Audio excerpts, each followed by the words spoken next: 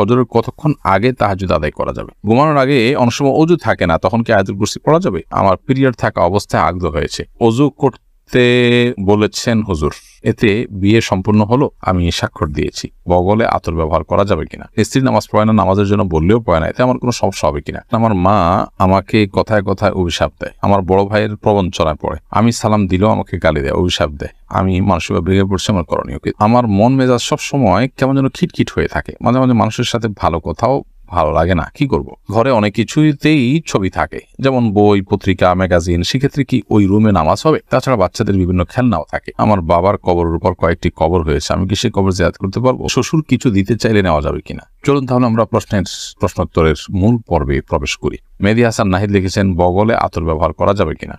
যে কোনো জায়গায় ব্যবহার করা যেতে পারে যদি এসে স্বাস্থ্যের জন্য কোনো ক্ষতিকর বিষয় না হয়, শরীয়তের দৃষ্টিকোণে কোনো বাধা নেই। এমনি মিজানুর রহমান লিখেছেন, স্ত্রী নামাজ পড়ে না, নামাজের জন্য বললেও পড়ে না, এতে আমার কোনো সমস্যা হবে কিনা? আপনার বড়টা যদি দায়িত্বশীলতার সাথে সর্বোচ্চ লেভেলের হয় এবং সব ধরনের প্রচেষ্টা থাকে এবং নামাজ না পড়লে আপনি তার সাথে থাকবেন কিনা সেটা নিয়ে বিবেচনা করছেন, সেরকম বার্তাও তাকে দেন, অর্থাৎ আলটিমেটামও দেন, সবকিছু করেন, এরপর তারা যদি কোনো কাজ না হয় তো আল্লাহর কাছে আপনার দায় থাকবে না ইনশাআল্লাহ তাআলা, তবে আপনার চেষ্টা অব্যাহত রাখা উচিত। এমডি শাহাবুদ্দিন লিখেছেন, আমার সন্তানদের আকিকা করা হয় নাই, একজনের বয়স 8, আরেকজনের বয়স 5, এখন আকিকা করা যাবে কিনা? যদি সন্তান শিশুর বেলা আকিকা করা না হয় তাহলে বড়ার পর আকিকা করা যাবে না। নবী সাল্লাল্লাহু আলাইহি ওয়াসাল্লামের আকিকাতে নিজে করেছেন বলে বর্ণনায় আছে। এছাড়া ফুকাহা কেরামেরও সম্পর্কে স্পষ্ট ফতোয়া রয়েছে যে কারো যদি ছোটবেলায় আকিকা দেওয়া না হয়, জীবনের অন্য কোনো পর্যায়ে যখন আকিকা দেওয়ার তৌফিক হবে বা সুযোগ হবে তখন তারা আকিকা দিতে পারবেন, যদিও সময়ের মধ্যে দেওয়াটাই উত্তম এবং সুন্নাহ। 7 দিন না পারলে 14 দিন, না হলে 1 দিন, কোনো কারণ সেগুলো মিস হয়ে গেলে পরে দিলে আদায় হবে। রাহাতুল ইসলাম সোহেল লিখেছেন, আমরা যখন নামাজের নিয়ত করে ফিরি এবং কাতারে সামিল হয়ে যায়, পরবর্তীতে সামনে জায়গা খালি হলেও ওই জায়গা পূর্ণ করার জন্য নিয়ত রেখেই সামনের কাতারে চলে যাওয়া যাবে কিনা? যাবে। সোজা যদি হয় তাহলে সেক্ষেত্রে আপনার হাত বাঁধা আছে অবস্থায় সোজা সামনের কাতারে চলে যাবেন, এর কারণে আমাদের কোনো ক্ষতি হবে না। আমরা অনেকে যাই না, যার কারণে দেখা যায় ওই জায়গাটা খালি আছে, এমনকি পাশে কেউ ছিলেন, তিনি হয়তো উযু ভেঙে গেছে, চলে গেছেন, বা কোনো কারণে গ্যাপ তৈরি হয়েছে, আমরা এই গ্যাপটা পর্যন্ত অনেকে পূরণ করে না, অথচ আমাদের মধ্যে এই গ্যাপটা পূরণ করতে কোনো অসুবিধা নেই, আমাদের কোনো অসুবিধা হবে না, মানুষটি করা উচিত। জুবেল আহমদ আপনি লিখেছেন, আমার বাবার কবরের উপর কয়েকটি কবর হয়েছে, আমি কি সেই কবর জিয়ারত করতে পারবো? অবশ্যই আপনি করতে পারবেন। একই কবরে অনেক লোক দাফন হয়েছে, সবাই ধ্বংস অবশ্যই সেখানে আছে, বা সবাই লাশ সেখানে মাটি বা গলিত অবস্থায় আছে, কোনো অসুবিধা নেই, আপনি সেখানে জিয়ারত করবেন।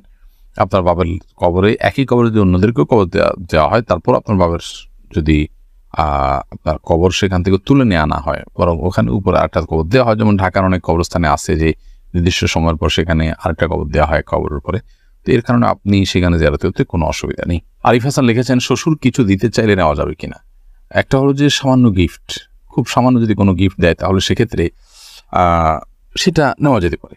যদি সামান্য গিফট না হয়, যদি বিশেষ কিছু এমন কিছু দেওয়া হয় যেটা আসলে যৌতুকের পর্যায়ে পড়ে, খুব গুরুত্বপূর্ণ কিছু, খুব আপনার দামি কিছু, তাহলে সেক্ষেত্রে আপনার অবশ্যই আমাদেরকে খেয়াল রাখতে হবে যে আমরা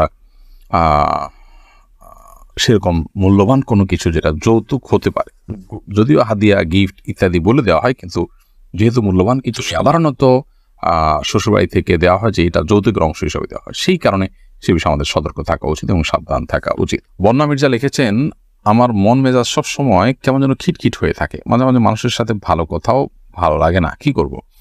আপনি কোনো ডাক্তার দেখাতে পারেন, সাইকিয়াট্রিস্ট দেখাতে পারেন, মানসিক কোনো ডাক্তার দেখাতে পারেন, সেই সাথে আপনার এই অবস্থা থেকে উত্তরণের জন্য যদি আপনার মনে হয় এটা হঠাৎ করে হয়েছে, আপনি রুকিয়া বা ঝাড়ফুঁক করাতে পারেন, কারণ অনেক সময় ব্ল্যাক ম্যাজিক অথবা দুষ্টজনের উপদ্রবের কারণেও কিন্তু মানুষের মধ্যে এই ধরনের সমস্যা তৈরি হবে, তাই সেই চেষ্টা আপনি করতে পারেন। এমনি শাহাদুল হোসেন লিখেছেন, আমি প্রস্রাব করে টিস্যু ব্যবহার করার পর উযু করার সময় আমার মনে হয় পেশাবের রাস্তার মুখে পেশাব চলে আসে, তবে পুরুষ লিঙ্গ দেখলে কোনো পেশাব দেখতে পাই না, এক্ষেত্রে করণীয় কি?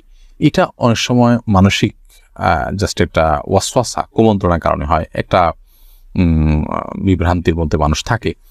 তো এটা দূরের জন্য নবী সাল্লাল্লাহু আলাইহি ওয়াসাল্লাম আমাদেরকে বলেছেন যে ভিজা হাত দিয়ে ঠিক ওই জায়গাটাতে কাপড়ের উপর থেকে আমরা পানি ছিটা দেওয়া দিই, যাতে করে সংশয় দূর হয়ে যায়, যেগুলোকে পানি মনে হয় যে আমি পানি দিয়ে ছিটা দিলাম, কারণ এই জাতীয় সংশয়গুলো আমাদের আমল ইবাদতকে অনেক সময় ধ্বংসের দিকে নিয়ে যায়, নামাজে মনোযোগ হয় না, সমনষ্ট হয়, এগুলোকে পাত্তা দেওয়া উচিত না।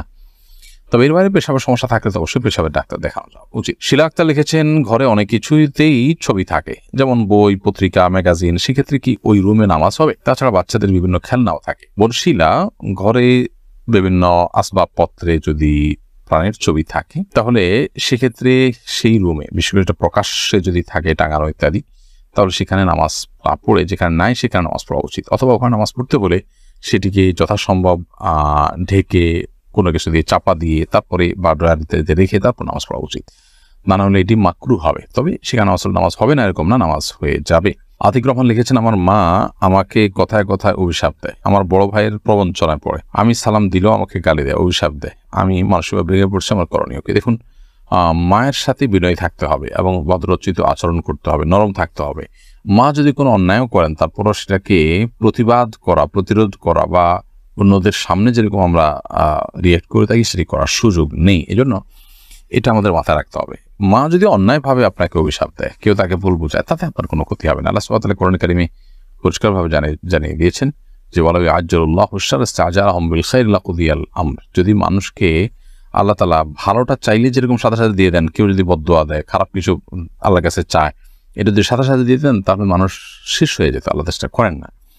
যদি রাগের মাথায় দিয়ে থাকে অথবা অন্যদের পরিচিত দিয়ে থাকে, ইনশাআল্লাহ সেই অভিশাপে আপনার কোনো ক্ষতি করবে না। প্রীতি ইসলাম আপনি লিখেছেন, আমার পিরিয়ড থাকা অবস্থায় আগদ হয়েছে, ওযু করতে বলেছেন হুজুর, এতে বিয়ে সম্পূর্ণ হলো, আমি স্বাক্ষর দিয়েছি। পিরিয়ড অবস্থায় আগদ হওয়াতে কোনো অসুবিধা নেই, ওযু কোনো জরুরি ছিল না। আপনি প্রস্তাবে সম্মত হয়েছেন অথবা প্রস্তাব দিয়েছেন, সে পাত্রপক্ষ সম্মত হয়েছে, অথবা প্রস্তাবের কথা লেখা আছে সেখানে আমি প্রস্তাব দিচ্ছি অথবা আমি কবুল করলাম এই কথা লেখা আছে, সেখানে আপনি স্বাক্ষর করেছেন, এরকম প্রক্রিয়াতে বিয়ে হয়ে যাবে। আর যদি মুখে কিছুই না বলেন, শুধুমাত্র স্বামীর ঘরে স্বামী, স্ত্রীর ঘরে স্ত্রী আছে, আপনি নিশ্চয়ই সিগনেচার করুন, তাতে বিয়ে হবে না। এখানে স্পষ্ট বলতে হবে আমি প্রস্তাব দিলাম অথবা আমি কবুল করলাম, এর মাধ্যমে বিয়ে সম্পাদন হবে ইনশাআল্লাহ দিন, এবং পিরিয়ড থাকার কারণে এর কোনো ক্ষতি হবে না, অর্থাৎ বিয়ের আগদ সম্পন্ন হওয়ার কোনো ক্ষতি হবে না। মোহাম্মদ আব্দুল্লাহ আপনি লিখেছেন, জান্নাতে যাওয়ার জন্য কিছু আমলি কথা বলুন। জান্নাতে যাওয়ার জন্য ঈমানকে শুদ্ধ করতে হবে, শিরক মুক্ত করতে হবে, তাওহীদকে মজবুত করতে হবে, 5 ওয়াক্ত নামাজকে সর্বোচ্চ গুরুত্বের সাথে আদায় করতে হবে, এবং সেই সাথে বান্দার হক যতগুলো আছে, মানুষের অধিকার, অন্যান্য প্রাণীদের অধিকার, সেগুলো আদায় করতে হবে, সুন্দর আচরণ করতে হবে, হালাল উপার্জন করতে হবে। এই বিষয়গুলো মোটা দাগে জান্নাতে যাওয়ার জন্য সহায়ক। এর বাইরে বেশ কিছু আমল আছে যে আমলগুলোর বিনিময়ে নবী সাল্লাল্লাহু আলাইহি ওয়াসাল্লাম জান্নাতে প্রবেশ করবে মানুষ সেই কথা বলেছেন। তো সেরকম আমলগুলো খুঁজে খুঁটে আমল করা উচিত। আব্দুল সাত্তার লিখেছেন, ঘুমানোর আগে অনেক সময় ওযু থাকে না, তখন কি আয়াতুল কুরসি পড়া যাবে? অবশ্যই পড়া যাবে। আয়াতুল কুরসি পড়ার জন্য ওযু করা জরুরি না, মুখস্থ তেলাওয়াত করতে হলে ওযু আবশ্যক না, বিধায় আপনি অবশ্যই ঘুমানোর আগে ওযু না থাকলে আয়াতুল কুরসি কেন 3 কুল কোরআন কারীমের অন্যান্য সূরাও আপনি পাঠ করতে পারবেন। মোহাম্মদ রাশিক সারিয়া লিখেছেন, ফজরের কতক্ষণ আগে তাহাজ্জুদ আদায় করা যাবে? ফজরের ওয়াক্ত হওয়ার ঠিক আগ মুহূর্ত পর্যন্ত তাহাজ্জুদ আদায় করতে পারবেন, তবে সেটা যতটা আগে হবে, বিশেষ করে রাতের 1/3 ফজরের ফরজ নামাজের অন্তত 5-10 মিনিট আগে হতে পারলে ভালো হয়, কিন্তু ফজর নামাজের ওয়াক্ত হওয়ার ঠিক আগ মুহূর্ত পর্যন্ত আপনি সেটি পড়তে পারবেন। ইউটিউব চ্যানেল সাবস্ক্রাইব করতে ভুলবেন না।